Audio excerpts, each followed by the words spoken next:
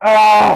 फास लागायची वेळ आली आता, फास लागायची वेळ. अहो, एमएससीबीचा एवढा मोठा घोटाळा समोर येणार आहे. त्या बिलामध्ये वीज वाहन आकार म्हणून एक वरती टॅगलाईन आहे बघा, तुम्हाला दिसेल बघा त्या. अहो, महाराष्ट्रात सोडून कुठल्या स्टेटमध्ये हा घेतलाच जात नाही आहे. मग आपल्या इथं का घेतला जातो? अहो, आताच नुसता एक याचिका दाखल झाली बघा. 4 कोटी अहो ग्राहक आहेत आपल्या महाराष्ट्रात. अहो, प्रत्येकी जरी 100 रुपये आकार जरी घेतला तर किती लाखो रुपयाचा घोटाळा आहे हो ह्यो. अशी आता चर्चा व्हायला लागल्या. हा घोटाळा जर एवढा असेल तर सर्वसामान्यांना कसं परवडणार होय? महाराष्ट्र सरकारचं ह्या गोष्टीकडे लक्ष नाही का?